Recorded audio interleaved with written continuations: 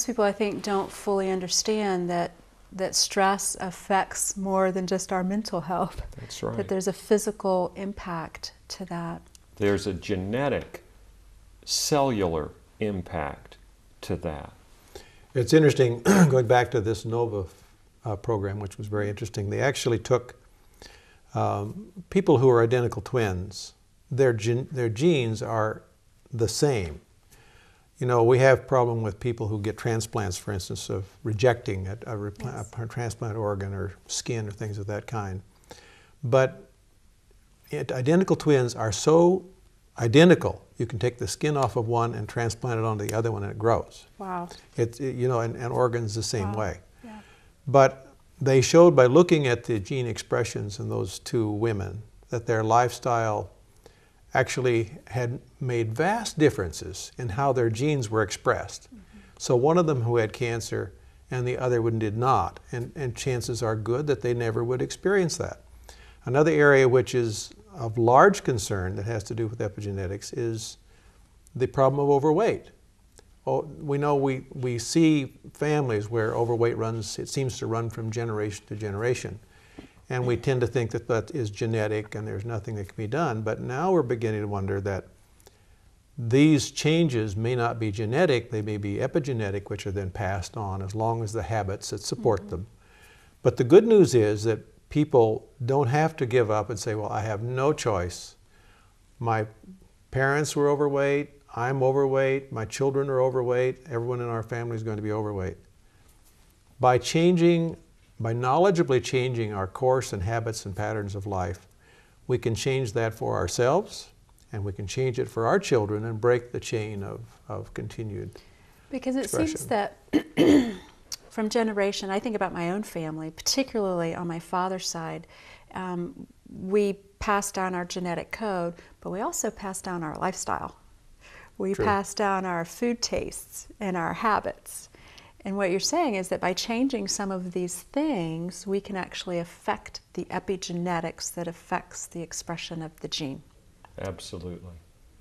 You know, epigenetics is easy to understand in another way too. The genes in your eye are identical to the genes in the root of the tooth, are identical to the genes in the heart. And yet, an eye is very different from a heart. Yeah. The heart is very different from your finger. But all the genes are the same. It's the epigenetics that control even that vast a difference. And we can change not those, of course, but we can change disease expression, cancer tendencies, just by choosing a careful, healthy diet, managing our stress, and enjoying life. The amazing thing about this is scientific validation. And we begin to understand how this works for something that we've been learning for quite some period of time. And that is, we don't have to invent a whole new practice of living or a new dietary program. What we have found as we've studied the subject is that whole food diets that are as a natural condition as possible, especially of plant origin, is the best for our bodies. This tends to mold the epigenetic control in our bodies that harmonizes with all these beneficial things we've been talking about. So we don't have to invent a new method to relate to this new bit of information that we have. Basically, we have validation of the method of lifestyle and so forth that brings good health, and we've experienced this for quite some time. Okay, we've talked about this whole diet thing on this show many, many, many, many times, but we've talked about it from the perspective of reducing risk of disease, of heart disease and diabetes and cancer, and we've looked at it in the reversal of some diseases. We've talked about it from many different perspectives. We've never talked about it actually affecting our genes. It does. And it's the same diet that we've talked about 1,000 times. It's eating plant-based foods. So you want your diet to be plant-based and whole food. And that's the very best for your body, period. Wow. So in the realm of epigenetics and affecting our epigenetics, is it primarily dietary factors that affect it, and stress. Does physical activity play a role in that at all?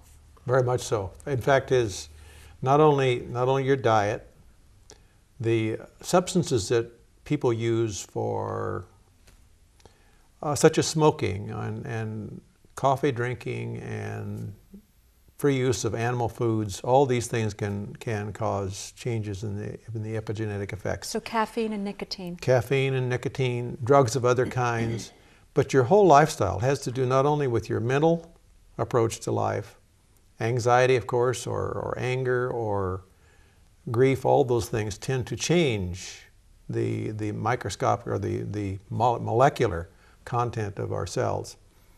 But also the amount of rest you get. Sleep is a very important thing. Exercise, many things that have to do with the entire lifestyle. Plenty of water to drink. Mm-hmm. All those things have an effect upon the internal milieu that's present in our cells that guides our genes as to how to perform. That's amazing. So we're talking about our lifestyle not only affecting our big organs, we're talking about our lifestyle affecting tiny little cells and the actual molecular makeup, genetic makeup of our very being, affected by the same dietary lifestyle principles, nothing new, the same thing that helps to reduce our risk of stroke, coronary artery disease, diabetes, all the other stuff that goes with that. That's a lot of hope for a lot of people out there. That you can change your risk on the genetic expression level. Okay. That basic can be changed by the choices you make. And for those of us who are with child or are hoping to be with child at some point, for those of us who come from a kind of a scary genetic background, being able to affect our offspring in such a positive way with the choices that we make even before we get pregnant, that's a big deal. Absolutely. And that's also a lot of responsibility. Yeah. It would also encourage us to look at our ancestry and what our tendencies are. And if we have a genetic tendency to cancer or heart trouble or diabetes or any of these kind of things, then perhaps we should be even more careful about our choices than a person who may not have those tendencies. Tendencies that we inherit can be overcome by the epigenetic effect, or they can be enhanced or even enabled if we follow the same program. So it is important to know what our risks are from a genetic standpoint, and then to especially be careful in those areas. Of course, it's good to pick the right lifestyle entirely, but there may be on occasion we need to be more careful even in certain areas.